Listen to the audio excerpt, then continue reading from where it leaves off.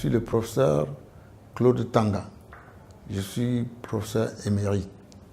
Donc j'ai fait toute ma carrière ici à l'École nationale supérieure polytechnique, où j'ai commencé à enseigner en 1976. Et quand je suis arrivé, je suis le tout premier informaticien camerounais recruté dans cette université et en particulier ici au niveau de l'École nationale supérieure polytechnique. Donc j'ai eu donc la charge à la fois ingrate mais exaltante de mettre en place les cours d'informatique au niveau de l'École nationale supérieure polytechnique et de les assumer. Et pendant près de 10 ans, j'étais pratiquement le seul informaticien de l'école. Mais entre-temps, nous avons pu recruter d'autres collègues qui sont venus. Et à partir de 1991, nous avons lancé l'option génie informatique de l'École nationale supérieure polytechnique. Donc les premiers ingénieurs informaticiens de cette école, ils sont sortis en 1994.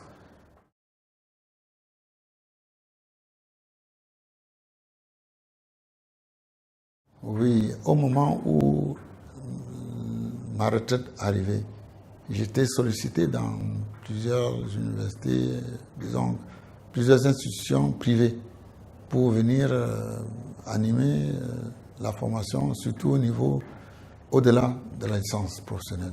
Et en particulier, j'ai été sollicité par l'Université protestante d'Afrique centrale pour venir mettre en place une formation de master. Master donc dans 3 disciplines, en informatique, en électronique et en télécommunication. C'est ce que je suis allé faire en me retournant évidemment vers ma maison mère qui est l'école polytechnique, en sollicitant en particulier le tutorat de la tutelle de l'École nationale supérieure polytechnique.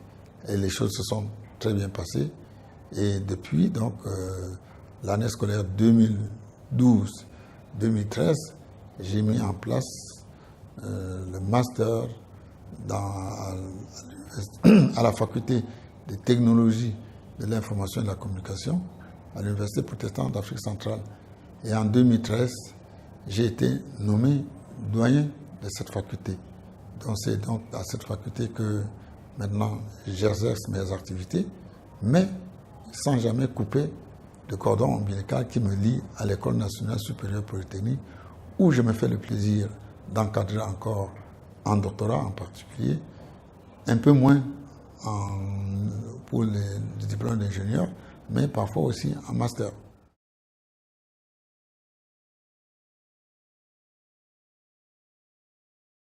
Ce qui est d'intéressant, c'est que j'ai fait ma thèse d'État sur les problèmes liés à l'enseignement assisté par ordinateur. Donc, pour tout ce qui concerne la fabrication des didacticiels. Ce qui veut dire que quand les MOOCs, à l'époque, on ne parlait pas encore de MOOCs, mais à l'époque, je disais, par rapport à ce que nous faisions en local, il faudra un jour qu'on pense à faire ça en réseau. Et effectivement, entre-temps, l'e-learning est arrivé, tous les éléments sont arrivés, et maintenant, tout le monde ne parle que de l'e-learning, et en particulier des MOOCs. Alors, qu'est-ce que moi, j'en pense? Ben, je ne peux être que très favorable. Parce que dans notre environnement, en Afrique en général, vous avez quelques spécialistes pour une demande extrêmement forte. Dans ce cas-là, qu'est-ce qu'on fait? On essaie de voir qu'est-ce qu'on peut faire pour soulager les enseignants en essayant d'automatiser autant que possible une partie de ce qui peut l'être.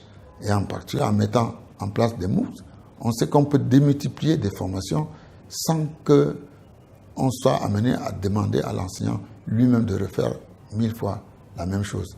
Donc les MOOCs ont vraiment leur place.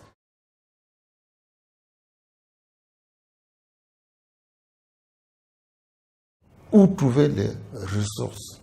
C'est ça la difficulté. Et les ressources, c'est-à-dire le contenu, parfois les collègues, ils ont ce contenu, parce qu'ils font ces cours, ils les font même parfois très bien, mais il faut encore pouvoir s'asseoir, le formaliser suffisamment pour pouvoir le mettre en ligne. Parce que faire un cours en ligne, c'est autre chose que faire un cours en présentiel. Donc, et là, du coup, les MOOCs ont toute leur importance.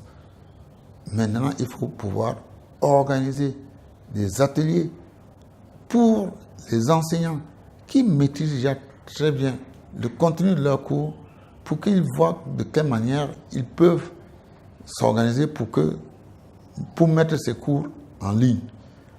Parfois, on a l'impression que cet atelier-là, c'est peut-être de trop, et on s'aperçoit ensuite que tout ce qui est mis en ligne n'est pas forcément bon.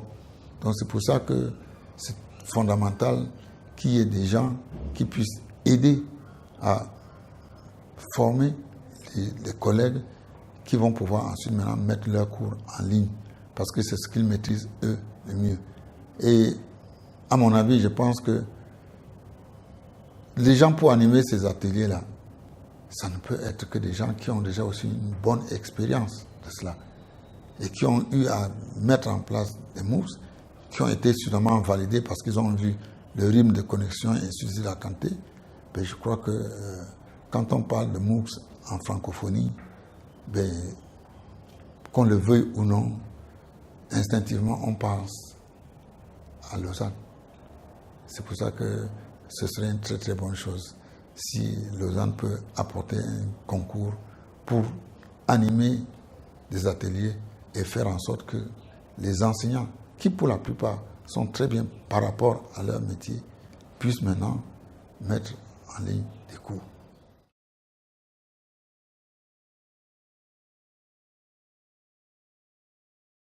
Alors, ce qu'on peut dire, c'est que les gens qui ont fait le cours de pédagogie, qu'ils soient bons ou pas bons, on leur a appris comment transmettre un cours. Malheureusement, dans l'enseignement supérieur, ici chez nous, peut-être sauf qu'ils sortent de l'école normale, parce qu'ils ont fait l'école normale, très peu d'institutions ont fait la pédagogie. Donc, nous tous, on fait la pédagogie sur le tas. Et c'est le danger. Parce que quand on fait la pédagogie sur le tas, il y en a qui ont le don de partage et de transmission, et ils sont de très bons enseignants, et les choses se passent bien.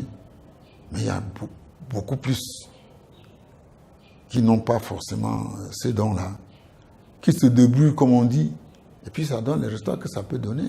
Et on s'aperçoit que ces mêmes gens, s'ils avaient eu quelques notions de pédagogie, je crois qu'ils auraient fait nettement mieux que ce qu'ils font. Parfois, on fait parfois des erreurs étant de toute bonne foi, sans même se rendre compte que ce qu'on fait n'est même pas bon, mais parce qu'on ne se rend pas compte qu'on aurait pu faire mieux autrement.